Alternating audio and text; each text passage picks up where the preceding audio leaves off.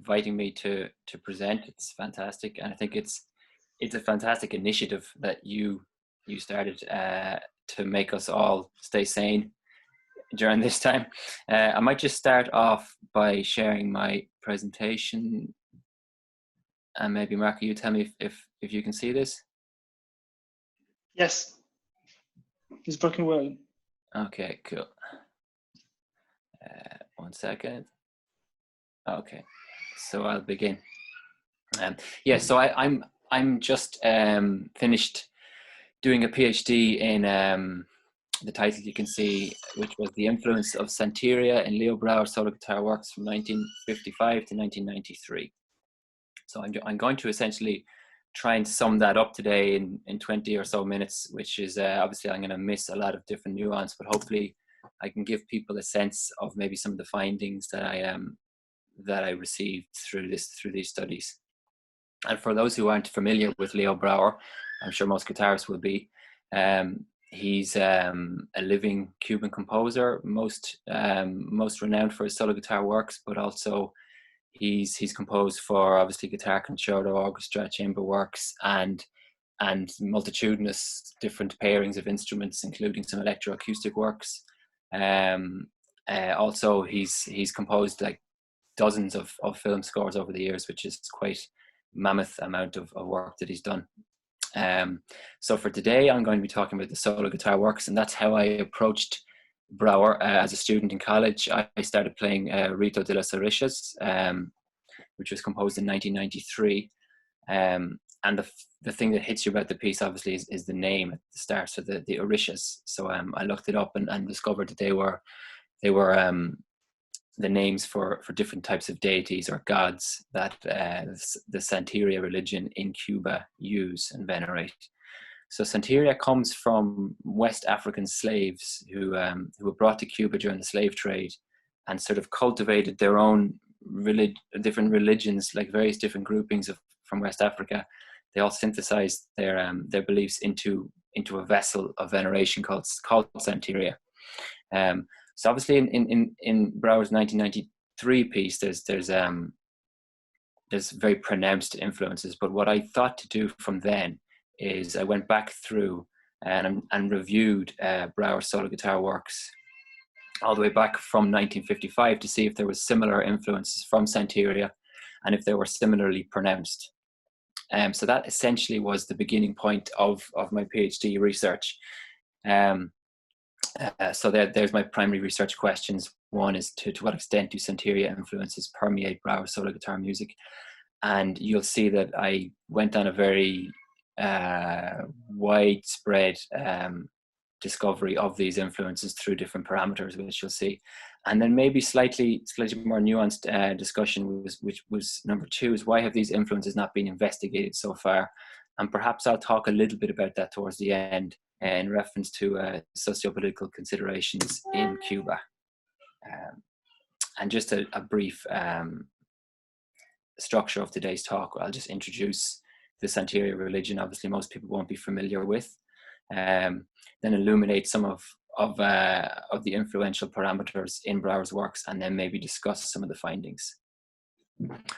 So Santería is the main vehicle of worship is a ceremony called the Toque de Santo ceremony, which has 4 defined sections. The first is the Oro Seco, which involves 3 bata drums who play a series of rhythmic pieces which flow into one another. So there's usually 20 or so pieces, and it's highly sophisticated rhythmically, and it works through a series of very unique rhythmic calls, mainly performed by the first drummer, and then the other drummers follow on. So there's that sort of call and answer, or what I call sectional calling. And I might actually just get everybody to listen to a YouTube video now, if that's all right, Marco. Type in the... Yes. Does everyone have the link?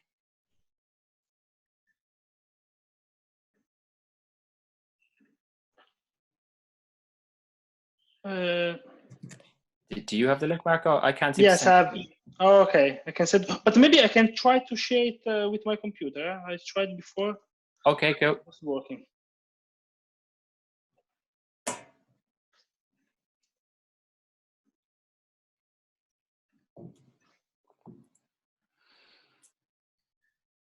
Oh, great.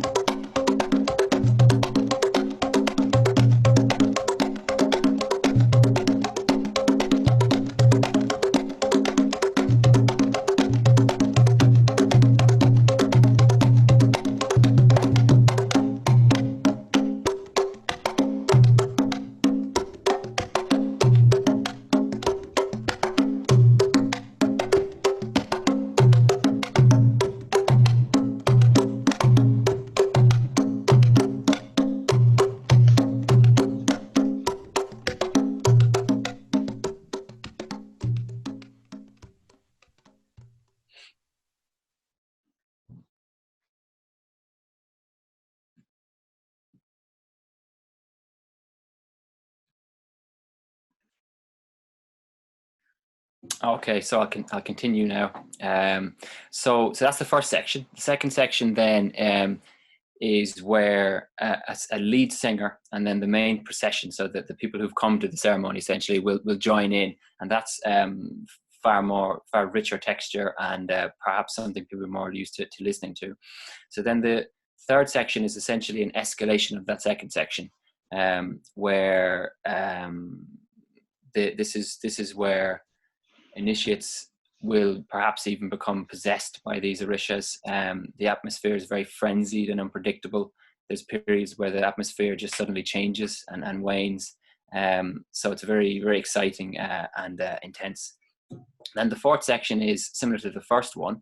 It has the three bata drums playing these series of rhythmic pieces, and the sense is a calm winding down of the frenzy from previously.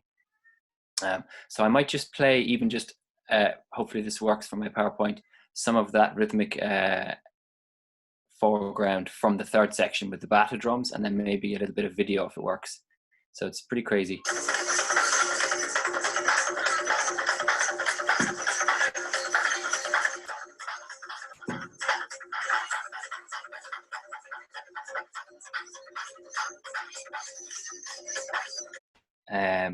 And then maybe if this video works for people, this might give just a few seconds of this to give a sense.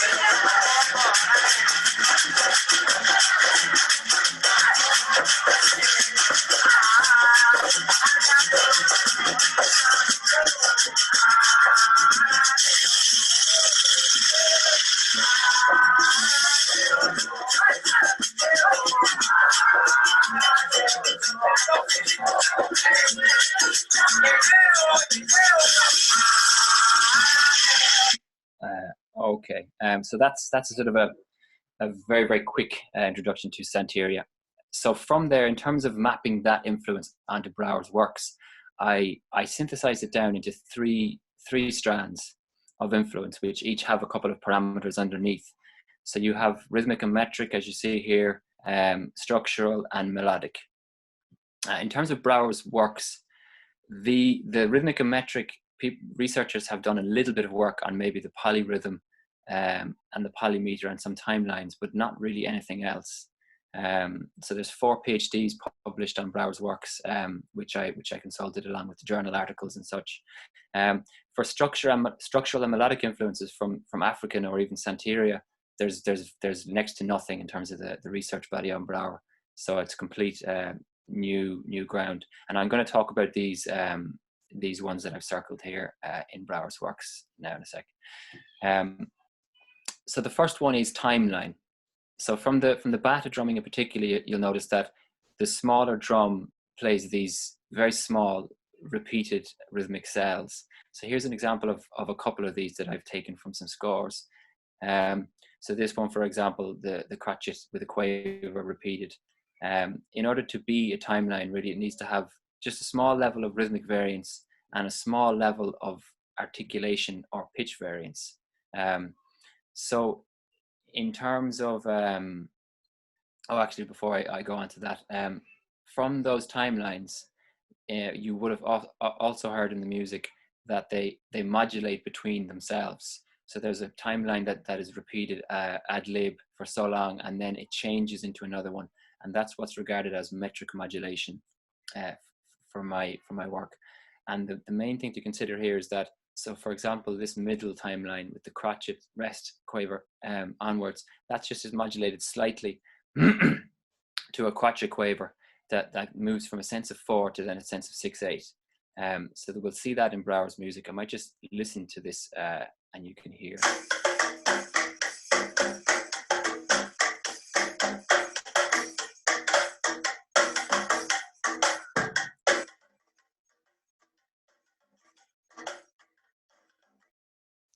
Okay, so hopefully everybody heard that. So I went through all the works from 1955 to 1993, all of Brouwer's solo works, which is quite an undertaking. It took me about a year. And for timeline in particular, you see I can come up with these rather mathematical looking graphs, which each show that from the beginning of that time frame towards 1993, there was an increase in Brouwer's use of these timelines. And importantly, an increase in how he uses them often to modulate between different timelines, from one timeline to the next. And I might show you some examples of that now. So Brouwer's early piece, 1959, Tre Puntes, the second movement, is a very, very distinct example of where timeline is initiated from the start in the bass register, so that you'll see this dotted crotchet quaver through, then is interrupted through this metric confusion, as you can see here, and then from there a new timeline is taken up, which is more offbeat in feel, but is slightly similar. So this is as distinct really as you can get from what I feel in terms of the influence from Santería towards Brouwer's work, and we might just listen to that and listen to Ricardo Cobo playing through.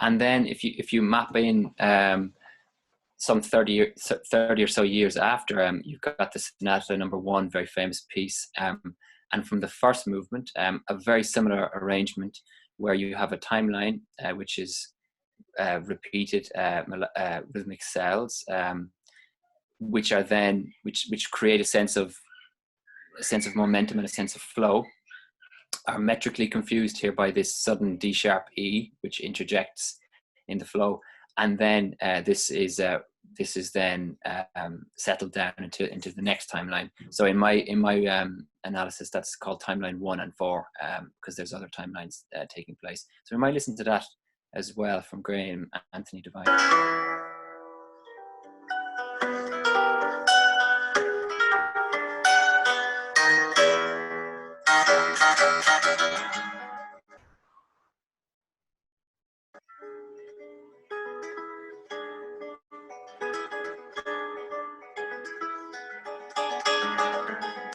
Okay, so I'll move on to some structural influence.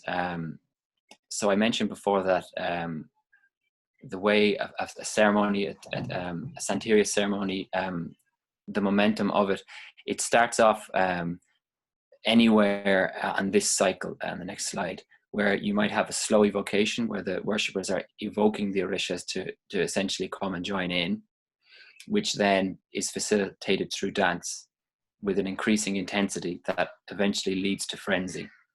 And then I mentioned before that there's always these short dips in intensity where the frenzy and the connection between the worshippers and the orishas is lost, which then they need to use slow evocation to initiate contact again. So there's this sort of cyclic momentum cycle is what I call it.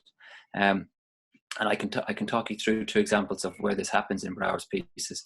The first is early in his works, 1957, Danza Caratteristica, obviously very well-known piece, and you get this increasing intensity from midway through these polyrhythmic set clusters of chords rising up towards the tambora, a very, very loud, brutal statement, which is then let to ring. So you get this short dip in the intensity, which is then followed by this lovely evocative passage, which just calms down the whole atmosphere through, and then eventually that is increased towards then a dance-like movement, and the cycle continues. So that piece in particular is very resonant of the Santería practice. And we can listen to a recording of this passage then from Rito de las Orishas, the piece that I mentioned at the start of the lecture. And this piece is very pronounced in its use of these devices. So you have these multitudinous passages, these slow evocations, which then increase towards these very percussive dances, which in turn the intensity is increased towards these frenzied, these very sforzando percussive chords, followed by these short dips, where you could, if you're stretching the limits of how you perceive this, you could think of these as the short dips where communication is lost with the worshippers and then gained again and lost and gained again. And then importantly followed on by another slow evocation, and the pattern continues throughout this piece several times. So I might hear this piece performed, this section.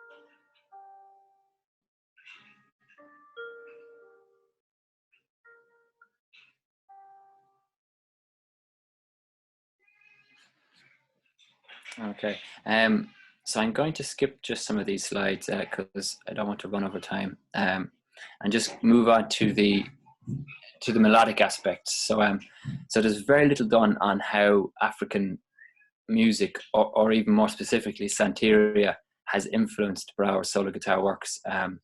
And two very defined things which I found from my research is, well, the first one is this use of non-scalar and non-arpeggiated movement. So with Santería, the melodies that the singers sing are very, very seldom. They very seldomly use step movement.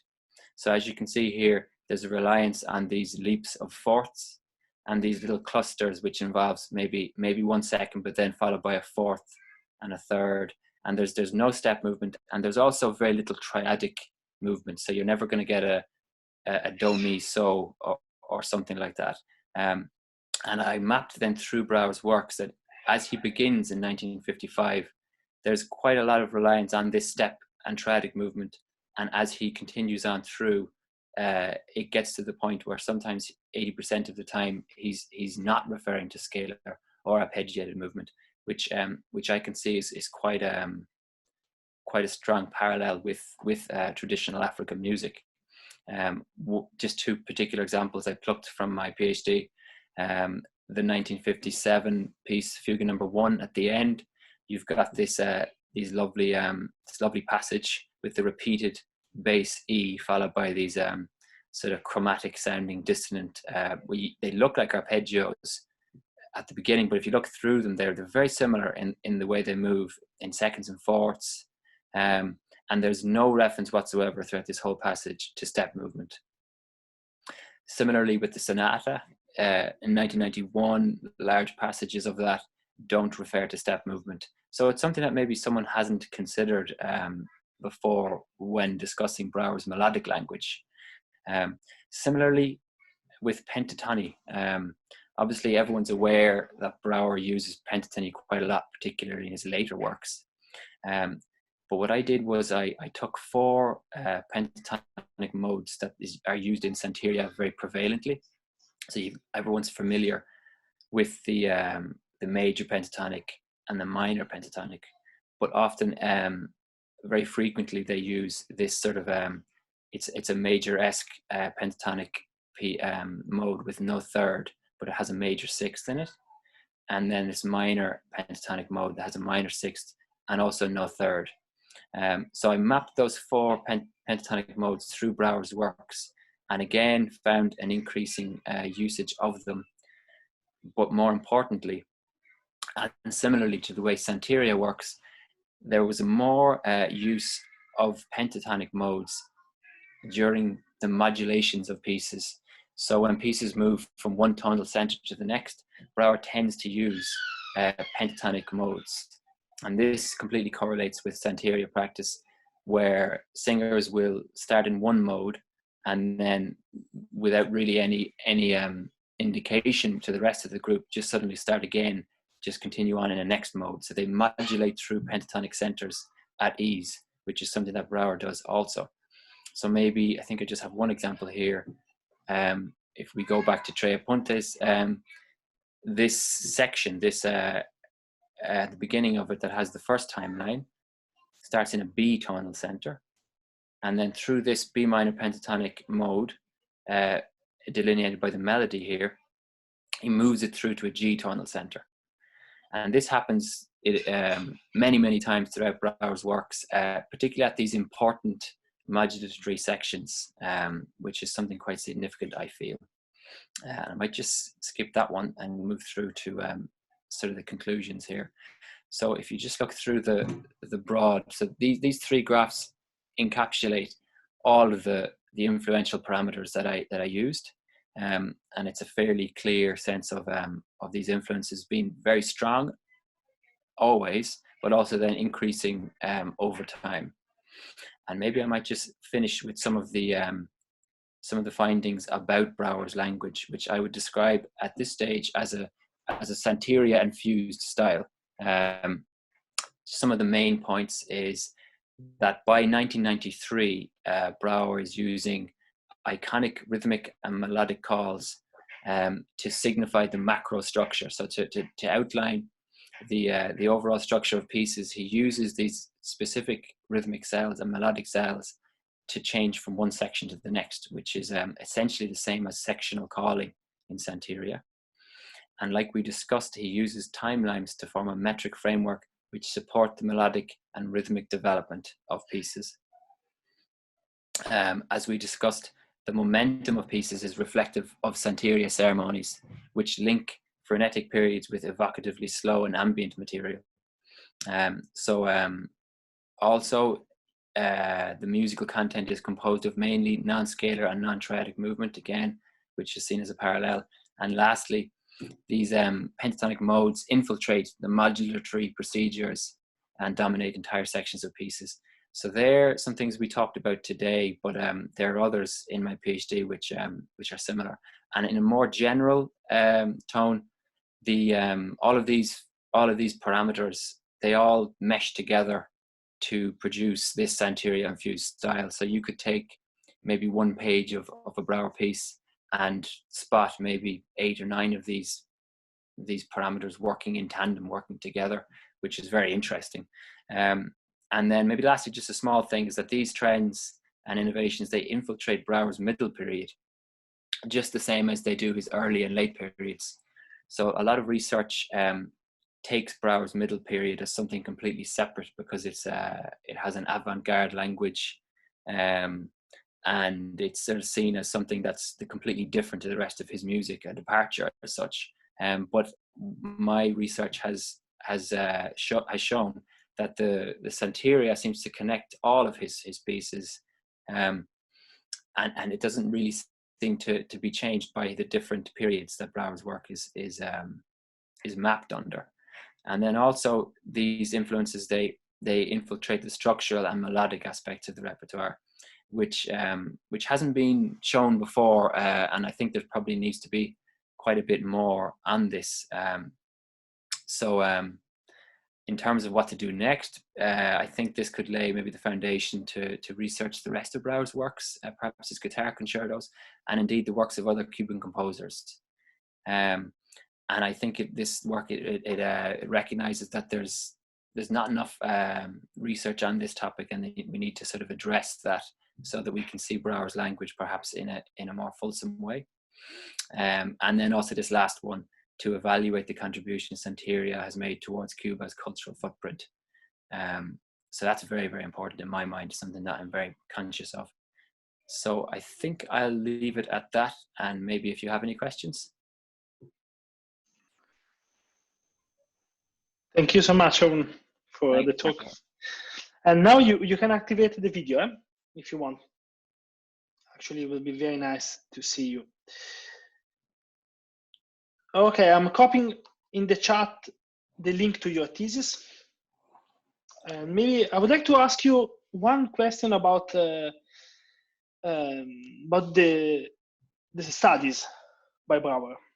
And because I have a lot of students here that they studied the pieces, and a lot of teachers, and it's something that I think that every one of us has this strong connection with studies. And what is your idea, and if there is any connection with Santería, and if there is something that you think that is really important for us to know about Santería in the interpretation and teaching of those pieces? In the studies are strange, actually. When I was mapping out these influences in the works, I included the studies, but then I didn't include them for the timelines, the graphs that you saw, because I sort of thought that writing a study is a different type of process. I felt like that sometimes the pieces would I get sort of strange results. So like maybe one piece might have like 97% of it would be influenced by one of them and not influenced by any other, because it's just a particular style of piece. But what I did find with the studies is a lot of people point to Cuban popular music as a big influence in those. So like, the clav rhythm and such. But I found them to be just as influenced by Santería as the Cuban popular music, if not slightly more. So in particular, texturally. So there's a lot of stuff I didn't talk about today, but there's a lot of in African music you get this hocketing effect, where so you've got this sort of two rhythms that form together to make one, like a zip. Happens like very very frequently in over the 20, and also regardless of, and this is something I found with his middle period, regardless of how chromatic or let's say avant-garde, especially towards the end of the studies, they still lean really heavily on a lot of these, like polymeter, polyrhythm, timeline especially. In terms of teaching them, I think I'd lean on the timelines for the students to observe something that's repeating, and particularly when it moves to another timeline, because I think that's really, really important in Brouwer. That's possibly one of the most important findings from my research, I think. Mhm. Thank you so much. We have a question from Ronan.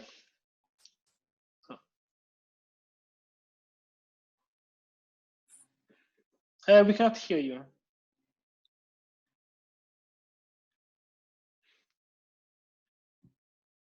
Let's see. Try now, Ronan.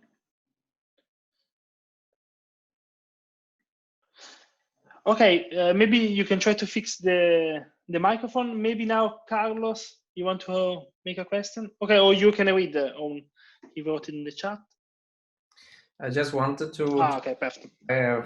First, I want to say congratulations for this great research. I think you did a great work and also compared a lot of different works, and it's a lot of work, and that's great having an overview of Brouwer's production.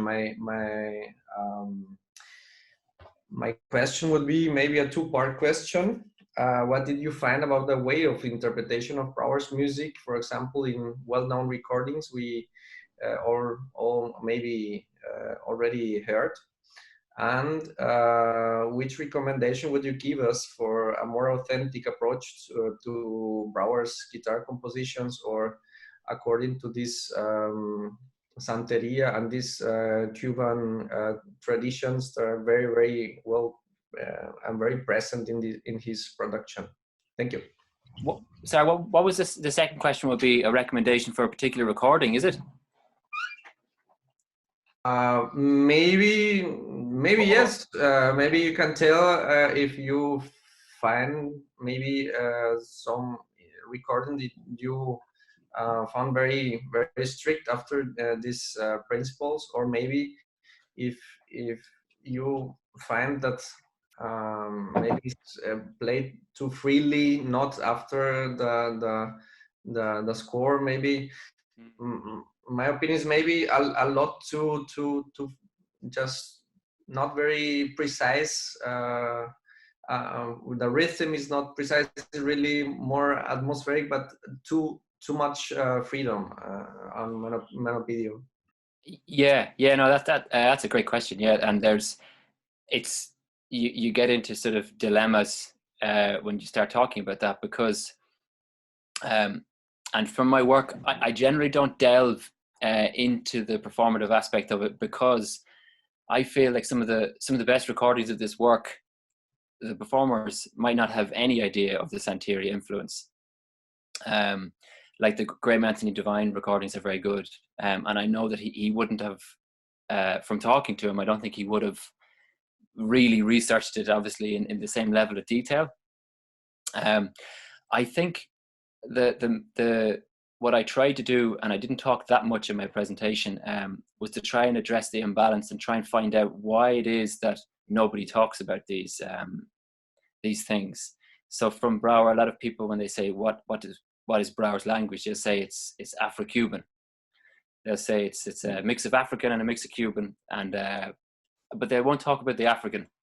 They won't say, like some researchers say, oh, that there's a bit of polyrhythm here or there, but they won't delve into it in the same way. There's a lot of research, in a lot of PhDs, people parse out like a clav rhythm from Cuban popular music, or they parse out like really detailed things, but they wouldn't see then that the piece maybe is completely polymetric, or completely there's pentatony which modulates through. So I think what I tried to do is actually address that and find out why that happened. And it's hard to go into detail, like you could talk about this for hours, but my findings were that in Cuba, ever since the slave trade, there is this imbalance.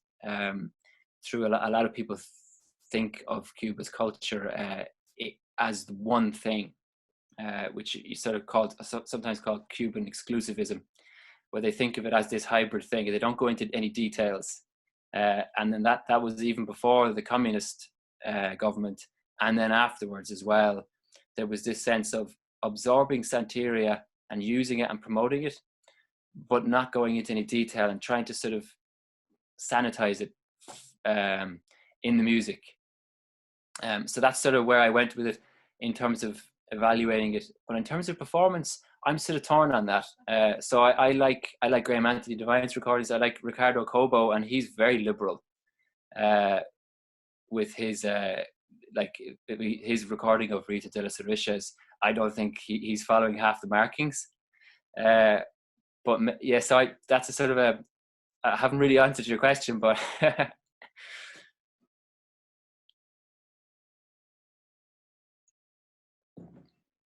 we can try again with Ronan first. Yeah, can you hear me? Yes. Yeah. Brilliant. Thanks, Owen. That was really, really interesting. I was just wondering, do you have any indication on how much Leo Brouwer was personally affected by Santería? Like, did he or his family practice? Kind of what led him in that direction, do you think? This is where it gets a bit tricky. So he'll talk now, even in his interviews for Tone Base, you know, these ones that are coming out now, and he'll talk a little bit about how, oh, like I grew up with Santería, I grew up with African traditional music, but he'd never go into more detail than that. Okay.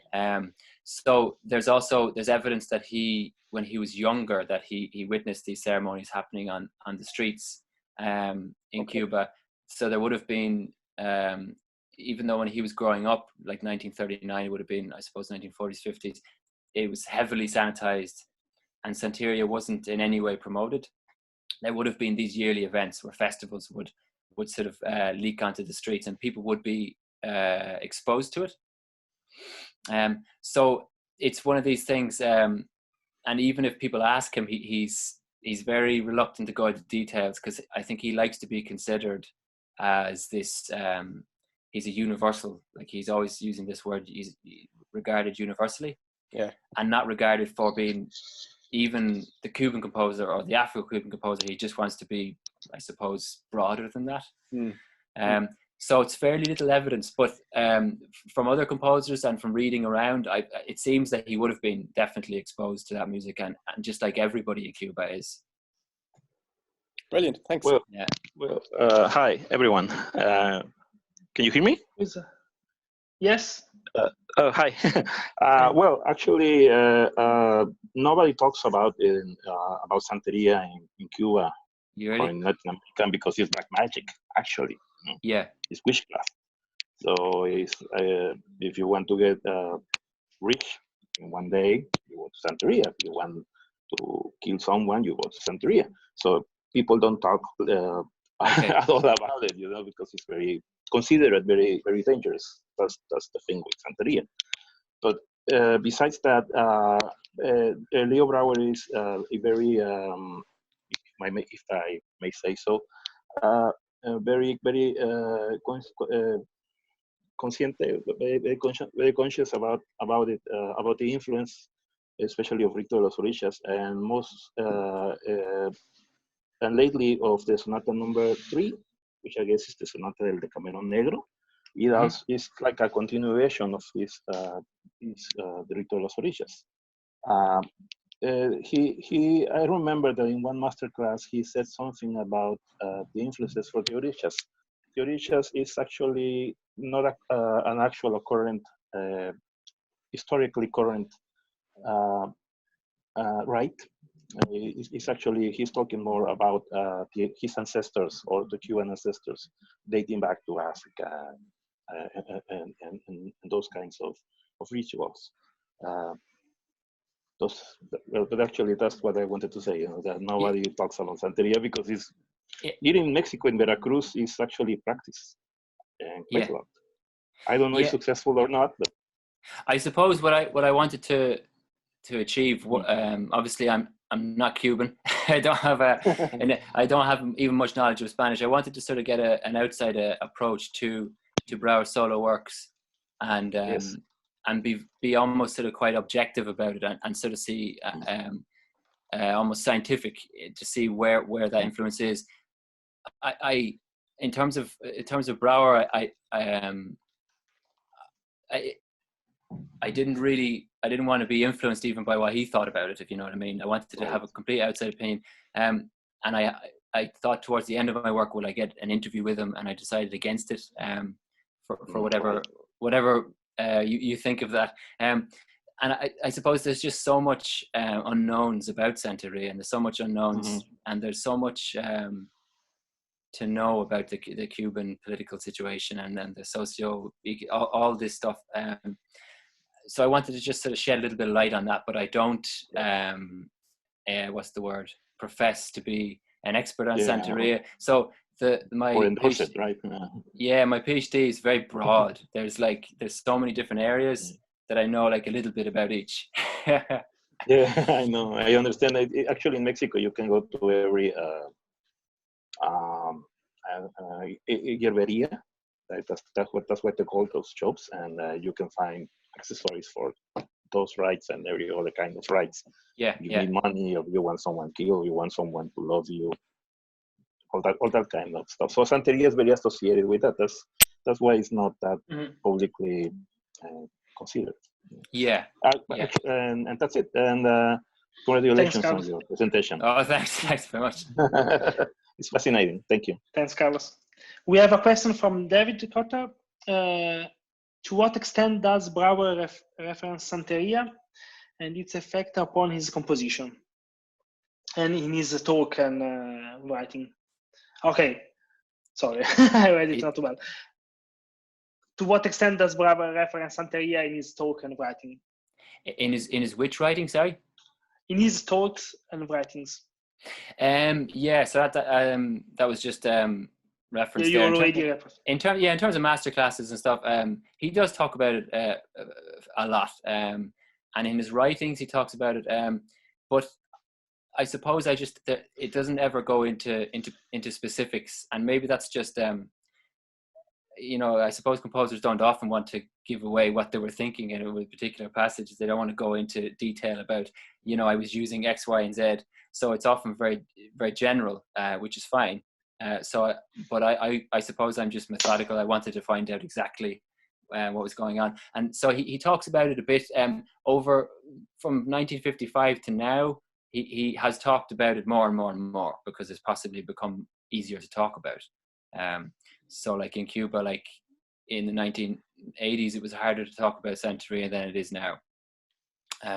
So more and more and more, but possibly all in the same sort of fashion where it's quite like he's very clear that he is inspired by it and he's influenced by it, but never in a specific way. Thanks. Alan, do you want to make a question? Hi. Congratulations, Owen, for your brilliant presentation. Your PhD seems to be something amazing to be read. And my question was kind of answered from your previous one, but I'd like to ask you, how did you narrow that?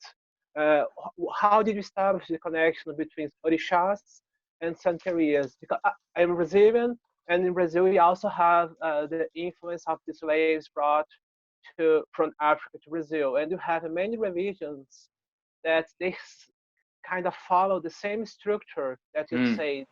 And how did you narrow decide, no, that's Santería is not other religions, other African background?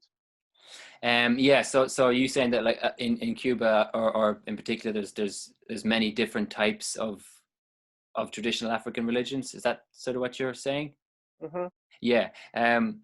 Well, from my research anyway, and also from listening to what Brouwer has said, he talks sometimes more specifically about Santería, not just in Rita de las Orishas, but in a few other pieces, like in a few disc notes, and from some of his writings, he will talk and say that Santería is more influential than other religions, and also it is possibly slightly more dominant in Cuba, from what I've read, in terms of its cultural impact.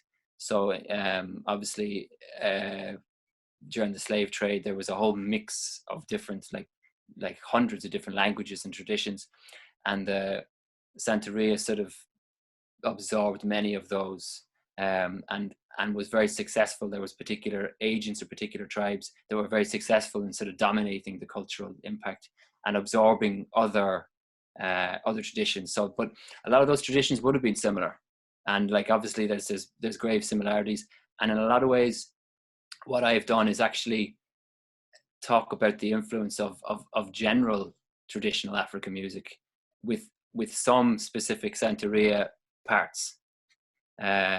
So like, but also I felt like that was worthy because, again, like I said, there's not really any scholarly work that talks about African influence in a very detailed way. So there's 4 PhDs only on Brouwer anyway, in the English language anyway.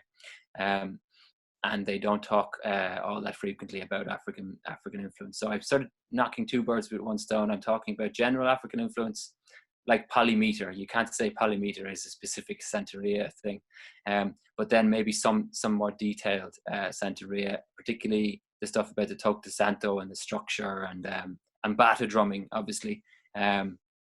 So I hope that answers your question. Yeah, thank you so much, Owen. No, you're good.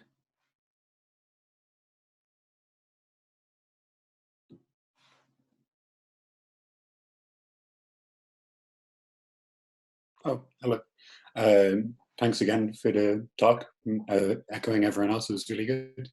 I was wondering, with the limited mainstream knowledge of Santería, are there any musical interpretations of the works or things that people might do without knowing that might be considered disrespectful or inappropriate to the devout believers or anyone?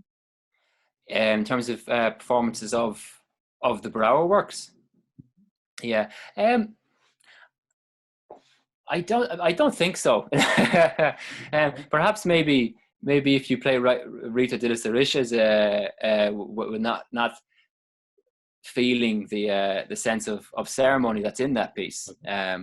So like these evocative passages, which are clearly evocations, and they're even labeled as such. So if you were to, but I think that would probably be part of a general. I think most musicians and most recordings of these, they take into account Brouwer's markings, and in that sense, it's true to the music. I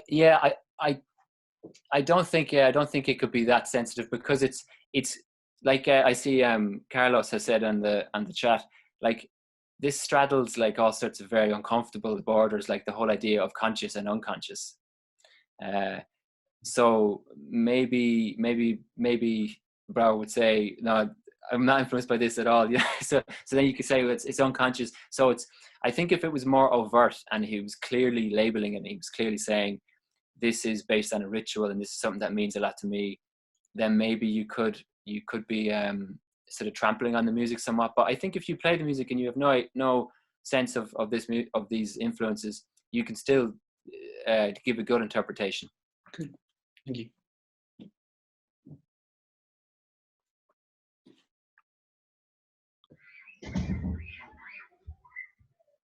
Here you go. Hello. Okay, I have 2 questions. So the first one is, I wonder if you get any information about if there is any instrument or typical instrument, I mean, from Cuba or from Africans used in the Santería ritual, from which he directly inspired, or his way of inspiration is only, his way of composing on guitar is only inspired, but guitar has nothing to do with that, with the original environment. Yeah. So this is the first one. And just quickly, the second one is if you can make any comparison or parallel with other composer that maybe from Europe, I don't know, that also has this case of inspiration in a religious cult. Yeah, I think in terms of the first one, I think in terms of, like, if we're talking about Brouwer as a guitar composer, I think his sensibilities around guitar probably do mostly stem around the Western art tradition. That's how he was taught. I don't think it's hard to know because I'm sort of trying to get into his head. I don't think he relates African strung instruments to the guitar. There's some research that goes into discussing how the bata drums, the way the bata drums are tuned. There's there's 3 drums with 2 drum heads, so 6 pitches, and some of the ways that they are tuned, often Brouwer appears to be using those pitches, but that's sort of speculative. So in terms of guitar, no, I think he thinks of the guitar. I don't think he thinks of Santería when he picks up the guitar. In terms of other composers, like I was just talking with Marco the other day about how he wants to research Lobos in the same way, which I think could be really interesting. To sort of see like for his etudes, like what's the influence of ritual, of African ritual in that. Also, I suppose Bartók would his sense of Hungarian traditional music, he might have the same themes in there, where there's all this debate whether he says he's very influenced by it, or what's the actual, and I'm sure there's loads of research on that, what's the actual link between his music and the traditional music. Some research says that he sort of is absorbing it rather than being reverential towards it. So there's loads and loads of examples, and that's sort of something I want to do next. One particular thing I want to do next, I want to pick maybe other Cuban composers who perhaps have lived outside of Cuba. So some of them moving to New York and building their careers from there, and see like is it completely different, their sense of Santería, and are the influences there also. But I'm aware that like all my future research could then negate what I did. It turns out that turns out that it's all just wrong. Okay, thank you. Thanks. I'm sharing with you a nice article, the one that I sent you, the one about Villa-Lobos and his influence, the influence of ritual dance. Yeah, it is very connected on your talk.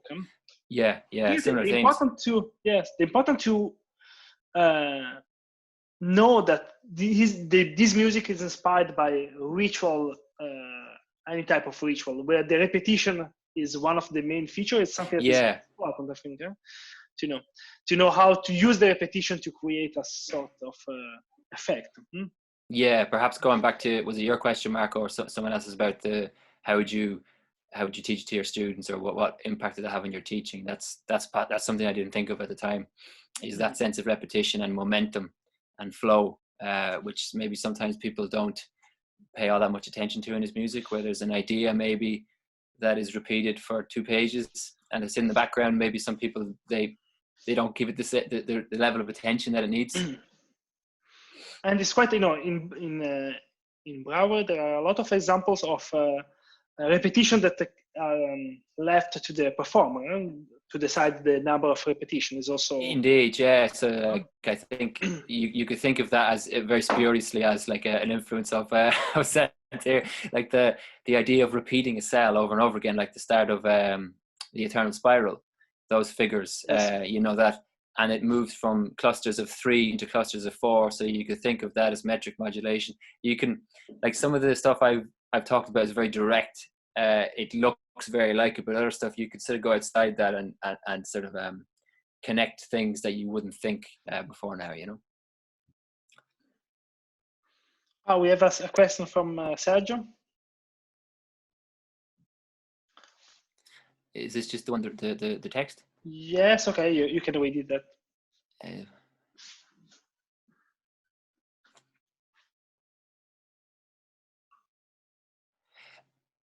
In Brouwer's, this is the pieces then outside of the 1993 cutoff point. So I haven't actually looked at anything past 1993, and I'm only just finished. I did my Viva in January, and so I've finished my PhD. So I'm debating whether to go on now and research his other pieces up to the present tense. I found that after 1993, his language sort of settled down into a point where the influences that I could see in Rita de las Arishas are sort of more or less prevalent at the same level in a lot of his music. So the like the sonata, the combination, a combitor, the one Andrea Lebedev played, that, like, you could say a lot of the very same things about that than you could about Rita de las Arishas or the sonata from 1991. So I don't actually know that piece, the Campanés. That was I'm not sure when that was composed, but I haven't actually researched that one yet.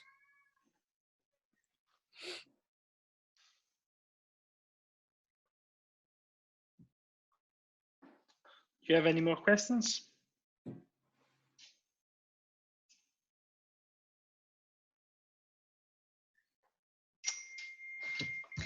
Can I make a second question? Another question? Yes. So is a question about more your the research aspect, maybe because you had. I read the introduction of your thesis, and so you went to a lot of different field because you went through the historical aspect and the musical aspect. So I wonder how, if during the journey it was kind of hard, or you dedicated maybe a month to concentrate your attention in the historical part of Cuba or Africa, and then you moved to the analysis. I found my whole PhD was basically a series of distractions. I found myself, one of the biggest distractions was the traditional African music. Maybe that even wasn't Santería. So I find myself reading a lot of research around West African music, and then maybe 3 months later go, okay, wait, this is too much. I don't need this much detail on this. In terms of the Cuban historical, so I spent the first sort of year getting acquainted with those, like the Cuban historical and the African music. As I went on, I became increasingly aware of figures like Fernando Ortiz, a Cuban theorist, who influenced a lot of how Cuba sees itself culturally. And I got sort of into, I suppose, sociological approach to it, about the different ways that cultures, like let's say the traditional African culture, different ways that cultures can be absorbed into a bigger culture, and what happens in the cultural interactions. So that's sort of more towards the end. But I spent a good year in the middle of my research analyzing his works. So that was around 2 years in, and then I sort of came back to everything at the end, if that makes sense. Yeah, I think yeah. Okay, thank you. Okay. Let's see, Alan. Okay, yes. Okay. Alan suggested. Different languages. Yeah, I must talk to Alan about that to see some of the to read through some of them. Like I put some of them in because I don't speak the language. Put them in like through Google Translate and stuff like that. But I think just there's such a breadth of knowledge, Alan, that I sort of thought it'd be easier just to focus on a lot of the English language stuff. But have you read any of it? And is it like what sort of works are there? Yes, there are, not in the deepness that you went through in a PhD, but there are some theses that, like for undergraduate bachelor students, about the influence of the Afro music in Leo Brouwer's work. There is lots of production in Portuguese. Yeah, I flicked through. Is there some in English as well from that university, I think? Oh, well, this university that Marco shared the link is this University of São Paulo. Is one of the most famous universities in Brazil. And as the mother tongue is Portuguese, unfortunately, nearly all of the production will be in Portuguese. You will be able to find just like an abstract in English. Mm-hmm. Yeah, I'd be interested. As Brouwer himself stayed, yes, like this festival was quite a massive festival, like taking sometimes 2 weeks, and Brouwer was staying with us the 2 weeks, giving lectures, master class. So he motivated and encouraged a lot of people like from that university to write down about him. Yeah. Okay, so thank you so much, Eoin Flood, and thanks, Marco. Thanks, everyone. And next week we will talk about Fernando Sor with Enrica Savigny, and the week after Agustin Barrios with Ian Watt. And we are already planning other 5 lectures after, and it will be very, very nice. I will send you more information the next days. So stay safe and see you next week. Thanks, Marco. Thanks, everybody. Bye.